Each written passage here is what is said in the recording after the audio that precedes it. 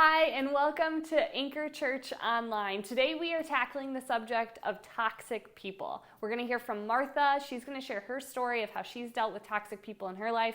Then we're going to hear from Nick, and he's going to talk about how Jesus dealt with toxic people and how a guy named Nehemiah, thousands of years ago, dealt with toxic people. So let's get into it.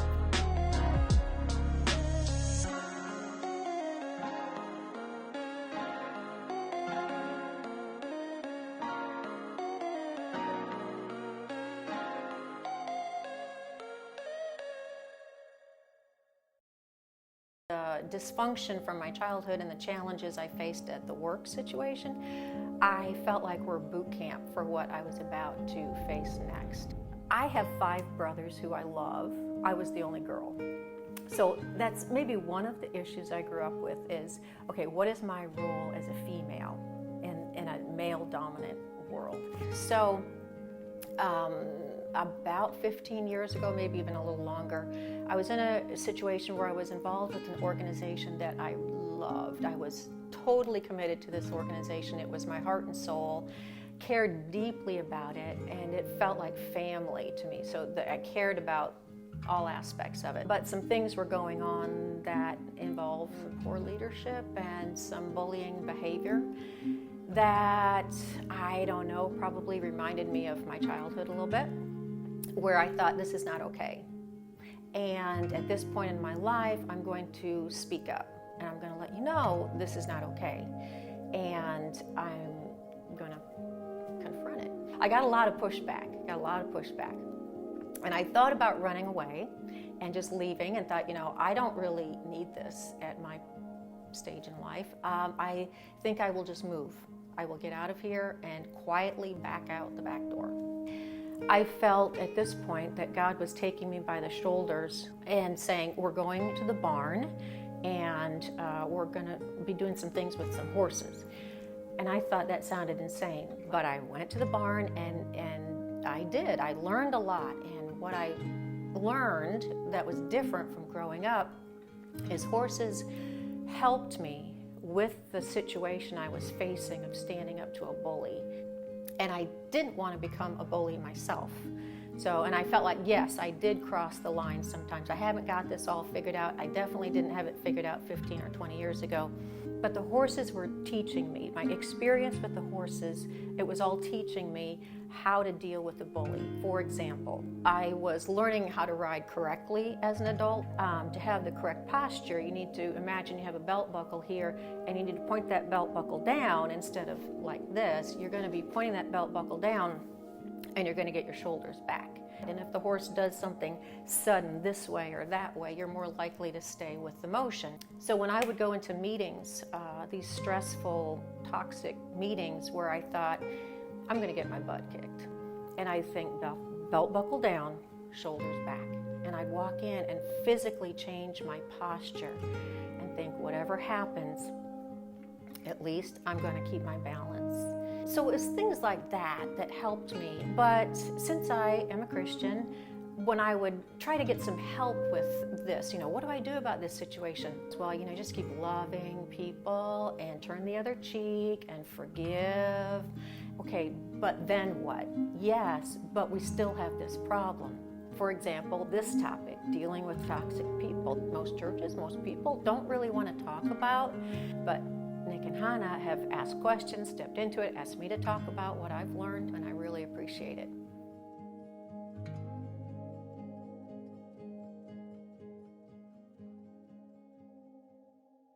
Thank you so much, Martha, for sharing your story. I loved your vulnerability and just how you have figured out how to deal with toxic people through horses. It's such a unique experience, and thank you so much for letting us come out to the farm and film that.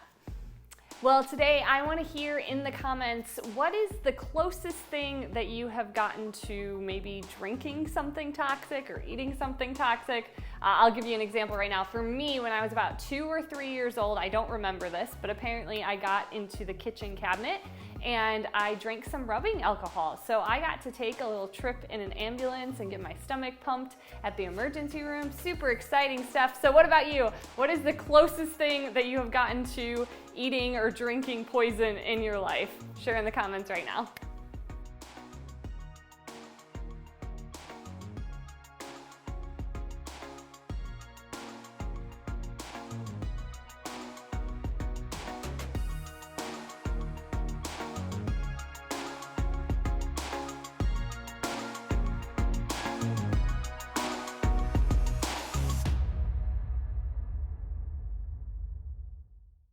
Today we're going to talk about people.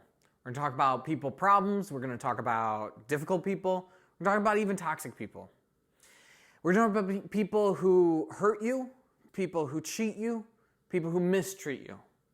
And today, what we're going to have as off limits is going to be any sort of cliches like just forgive and forget. Any kind of real simple, easy answers like, just dump the person or just cancel them. We're going to move past some of that and we're going to ask deeper questions today. Because when you're dealing with really difficult things, it's not always that simple. When you're wondering, what do I do when my boss humiliates me in front of everybody? Or my husband has an affair? What do I do when my roommate dominates all my time? What do I do when my friend is destroying her life? What do I do when my coworker is trashing my reputation? We're going to deal with some of the most difficult people problems today. And I want to tell you at the front of this, that I am no expert in this, that I have not always known what to do, and I still don't always know what to do. And I've made plenty of mistakes when it comes to people problems. I think back to a boss I had years ago. My first meeting with him, he brought me into his office and he reamed me for a good hour, telling me how everything I was doing was wrong and how I was even stealing company time and how awful I was being. And I was just so defeated after that meeting.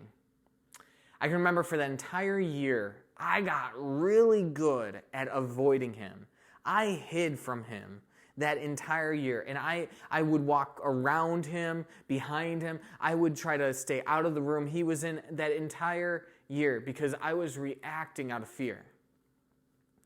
I think of when I was 18 years old and I was moving out of the house. That was the time when my mom was having a terrible time with her addictions. And every single time she called, I just assumed she just was going to ask for money. And I just did not have the strength or the energy to respond, to answer the call. And so for a good year, I wasn't returning her phone calls. For a good year, I had no real connection with my mom. And I don't know what it is for you. I don't know the different difficult people in your life or what you've had to negotiate and navigate around. But I'm telling you, this can get hard. But I'm telling you, it's worth dealing with. So many of us, what we do is we react or we try to kick the can, pretend that nothing's happening. And that can be devastating to your health, devastating to your other relationships, devastating to the mission that you've been given. And so what we're going to do is we're going to take these 3 steps together and we're going to sort through what it takes to be able to deal with toxic people. The first step is this. We are going to discover our calling. You want to discover your calling. Because if you have a good idea of your calling, you're going to be able to move past a lot of what toxic people try to do, and that is distract us. I think of Nehemiah. He had a strong understanding of his calling. I remember when he got word of Jerusalem being devastated, what he did was he mourned and he fasted and he prayed for days because he had a calling. He had a mission that was so important to him. He would do anything. He would even risk his life to move it forward. And that's what he did, is God opened up these doors for him, and he got people, and he got supplies together, and he started working to rebuild the walls of Jerusalem. Well, Israel and the Jews, they had some enemies.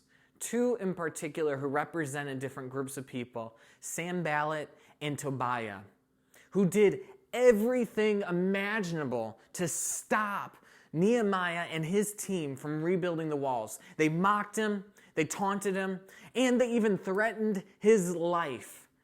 And I love what Nehemiah does is he had this job to continue to inspire his team, to continue to keep his team moving forward despite the toxic critics in their lives. And so they would continue to work, and they would have guards on staff, and some people were working with one hand, lifting up stones with one hand, while they held a sword with the other because they would not stop the mission they were given. They were so laser focused on what was in front of them. I have a question for you. Is What are you called to do?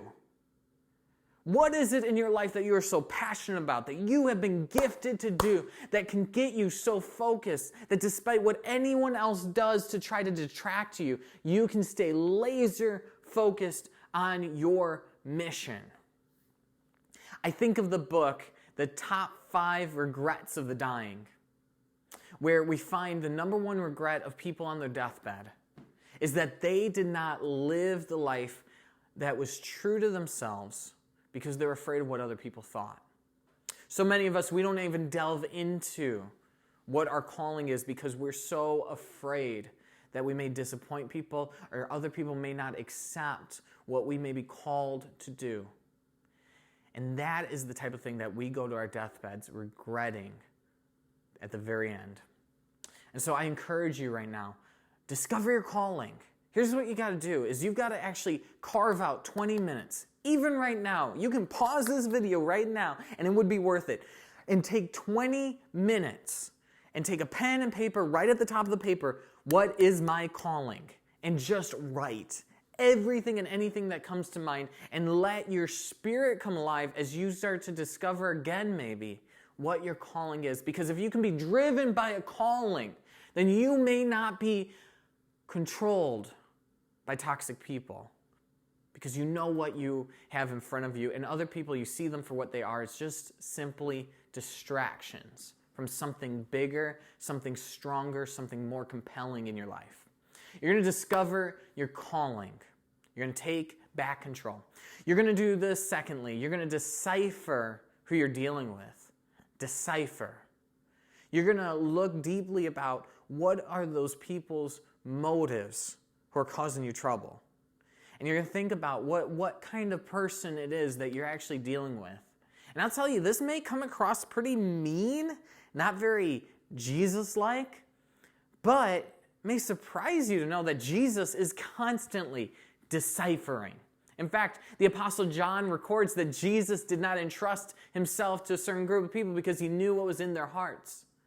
In fact, over 25 times in the Gospels, Jesus is calling people different labels or different names, which to me just sounds crazy. Like, how is this loving? How is this kind? How is this nice? When Jesus calls people pigs and dogs and wolves and brood of vipers and hypocrites and whitewashed tombs and an adulterous generation and perverse generation and the devil and Satan and murderers. Jesus has these names for people that are so harsh. I mean, it goes against all that we've ever thought of the cute and sweet and fluffy marshmallow Messiah that we've gotten so comfortable with.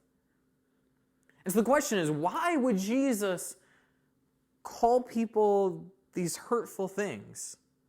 In what way is it loving that Jesus would label people like this?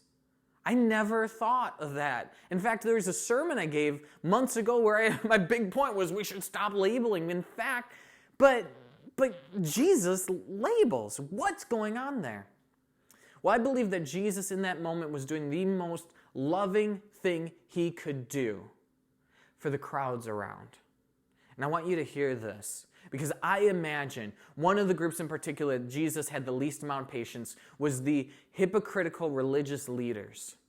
And I can imagine people growing up their entire lives feeling inferior, feeling ashamed, feeling less than, feeling hopeless because of what these religious leaders were telling them. And when Jesus called them out for who they really were, I could imagine hundreds of people just watching, hundreds of listeners feeling this relief, feeling alive again, feeling free again, because for that moment, finally, they weren't the crazy ones.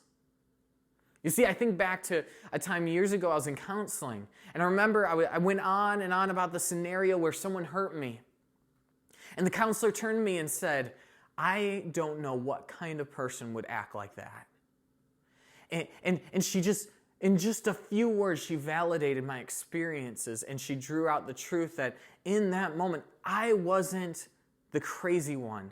And I experienced this kind of weight that was lifted, this release, this freedom from hearing somebody say that was wrong, that shouldn't have happened to me. And you know what she said next is she said, okay, now let's go back to the things you are working on with yourself. You see, there's a big difference between us just talking bad about people just to feel better about ourselves and letting us spiral down into talking worse and worse about people, and us revealing and exposing painful things and calling them for what they are, and then using that healing, using that relief to be able to move forward and deal with the things we've got to deal with, the problems we're causing, and take responsibility for our own lives. But first, so many times we don't get to that point because we aren't willing to decipher who it is we're dealing with. We need to decipher who's in front of us, and that can be a challenge. You see, we might assume we know who it is we're dealing with. We might assume we know that someone's toxic, when in fact, they just have baggage. I think of Jesus confronting and encountering Zacchaeus, who wasn't just a tax collector, who the tax collectors were bad people. He was a chief tax collector. And yet, Jesus has very few words to say to him. The very first thing Jesus says to him is, I must be a guest in your house. That same word must he uses to say, I must go to Jerusalem to be put on the cross. It was that kind of, I have to spend time with you. You see, Jesus was compelled to spend time with somebody with baggage. And Jesus could tell the difference between somebody with baggage and somebody who is toxic, and he wouldn't have much time for. We've got to learn how to decipher between somebody who's toxic, somebody who wants to hurt us, and somebody who just simply has baggage, or somebody who disagrees with you. Doesn't make them toxic. We need to have a better understanding of people. And so with that, I turn to Gary Thomas. He gives some good input, some good ideas for us. He actually says there's 3 traits that if somebody has any one of those 3 traits, they could be a toxic person. One is they need to control. The second is they love to hate. That means life is just too boring without hating people. The third is they murder. They murder reputations, they murder dreams, and they murder relationships. And so if you see someone who's doing that, they might just be toxic, and you might just need to spend some time creating space from that person. But we've got to decipher who it is we're dealing with. So you're going to discover your calling. Secondly, you're going to decipher who you're dealing with. And thirdly, you're going to decide to act. Decide to act. We'll go back to Henry Cloud. Henry Cloud says, here's some ideas for what to do to act. I thought this was really helpful. He actually sees people divided into 3 groups. There's the wise, the foolish, and the evil. He says, for wise people, if there's a problem, you talk to them about the problem. Foolish people, if there's a problem, you don't talk to them about the problem, you talk to them about the consequences. Because a lot of foolish people won't act unless there's consequences. If it's an evil person, you don't talk to them about the problem. In fact, you don't talk to them at all. Instead, what you do is you set up protections for yourself. If you're dealing with evil people, don't try to change them. It's useless, and it's going to come back to bite you. I think of Lisa Turker. She gives some really incredible, helpful, practical tips in dealing with difficult people, toxic people, thinking through forgiveness and boundaries in her book, Forgiving When You Can't Forget. She says one thing, forgiveness releases us from the need to retaliate, not necessarily the need for boundaries. So many of us are afraid to create boundaries, to create space with other people because we feel like we're doing Jesus wrong, we're doing God wrong, because we haven't really forgiven unless our relationship is totally restored. Well, that's not true. Forgiveness means you are resolving in your heart that they don't owe you anything anymore. You don't need to retaliate. Forgiveness does not mean that you aren't going to set up boundaries. Setting up boundaries could be the most wise, the most loving thing you could do for yourself and for the people around you. She also says this, I was really glad to hear, I haven't heard it. This is the best definition of enabling that I've ever heard. I've always heard, you shouldn't enable people. I don't want to be an enabler. And I'm not quite sure what that entails necessarily. So many times it almost feels like, well, how do I actually help somebody without enabling them when I know they're in deep trouble? Well, she says this, enabling means doing more work to help someone's problem than they're doing for themselves. Working harder on somebody else's problem than they are themselves. And if you catch yourself doing that, then what's going to end up happening is you're going to get exhausted, you're going to get burnt out, and you're going to end up resenting that person. And so do not don't work harder on their problem than they work on their own. And finally, one little tip that she gives, this is just so helpful, I'm sure this is going to help one of you guys out there, is adults inform, children explain. And let me say what that means is for an adult to say, I need space, or for an adult to say, here are my boundaries, you don't have to convince the other person why you chose those boundaries. You are an adult. You can make your own decisions, and you just inform. You say, these are the boundaries I need. You don't have to overly defend yourself. Children explain, adults inform. So with those few practical tips, I want to encourage you to act. Decide to act. You see, again, Henry Cloud, he talks about the rotten tooth. For so many of us, we are living with these problems, these rotten teeth. And we think that they're going to just solve themselves, but what ends up happening is the pain and the disease spreads if you don't pull the tooth. And so we aren't going to be naive to the fact that we have problems in our lives that we have to do something about. And so we aren't going to kick the can anymore. We are going to act. We are going to do something about it. And I can't tell you what it is that you have to do. I can't tell you exactly the specifics, but what I am telling you is that you are an adult, that it is your job to make the decision. It is your job to choose. And so you're the one who's going to choose to go, or you're going to choose to stay. You're going to choose to forgive. You're going to choose to mend. You're going to choose to confront. You're going to choose to say no. You're going to choose to mute them on Instagram. You're going to choose to do what you have to do to be able to move forward. You're going to choose to love, and you're going to choose to care for your own needs. Why? Because God did not give you a spirit of fear or timidity. He gave you a spirit of power, of love, and of self-discipline. You are an adult, and you have control over your own life. It is time for you to reclaim the power in your life, to make a decision, to act, to live out the calling God has put on your life.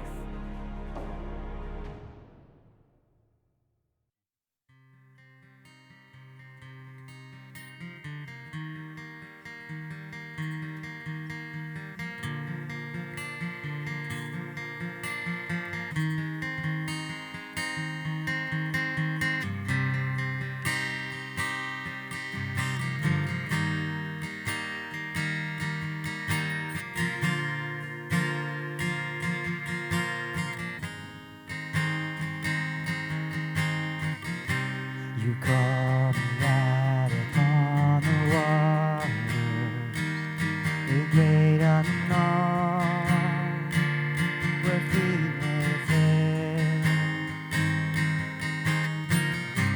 And there I find you in the mystery, in oceans deep, my faith will stand. I will call upon your name and keep my eyes above the waves.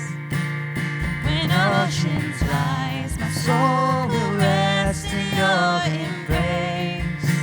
For I am yours, you are mine.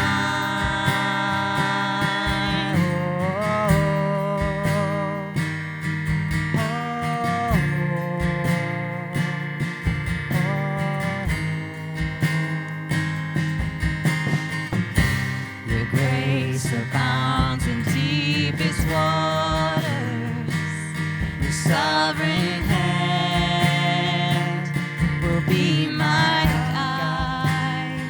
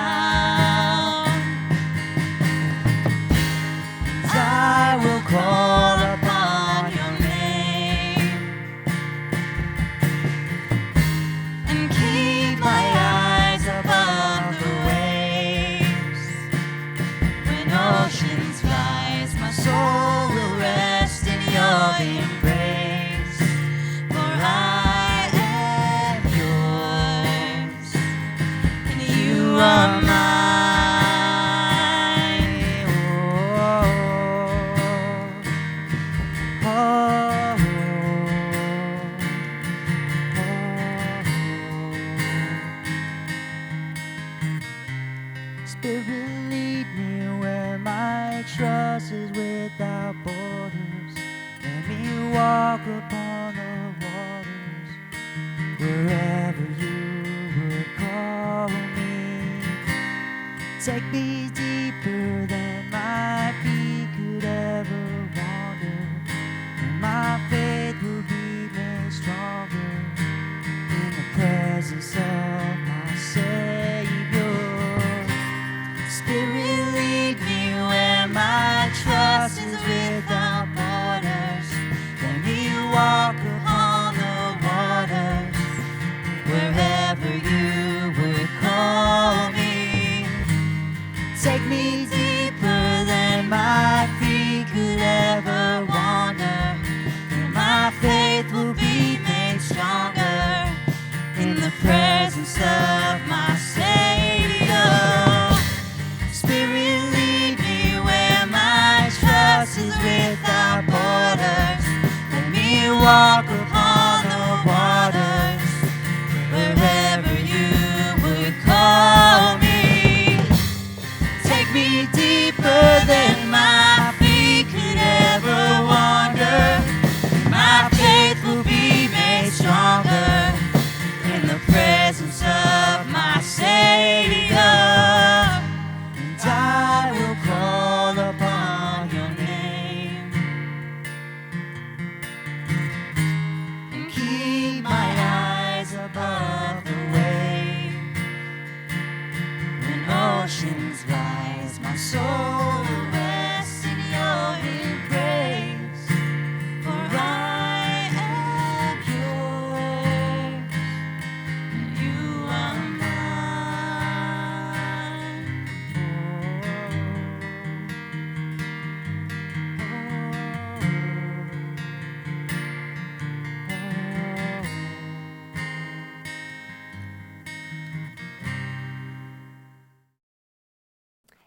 Thank you so much for joining us today. Today in the message, Nick talked about a guy named Zacchaeus and how Jesus needed to come to his house that day, even though he's a chief tax collector. What I love about that story is that Jesus goes out of his way to interact with somebody who is one of the least of these, or somebody who is kind of on the outskirts of society. And what that tells me is that Jesus came to the earth to save everyone, even you. And so I would love to have the opportunity to talk to you about what a relationship with Jesus really looks like and how much he loves you and how much he wants to have that relationship with you. So if you'd like to do that, you can like the comment right now in the comment section that says, I want a relationship with Jesus, or just comment, I want to know more about Jesus, something like that, and we'll connect with you this week. Well, groups are a great way to grow in your faith and to help have people in your life that'll help you walk through this topic of toxic people. And this month, we are walking you through that in groups. So if you'd like to be connected to a group, you can just like that comment that says, I'm interested in groups, and we'll connect with you this week as well. Finally, I'd like to just thank everyone who is giving online to the mission of Anchor Church. You help us do things like this and help people walk through difficult subjects and help reach people in our community. So if you'd like to give to that, you can click the link in the comments. We'll see you next time.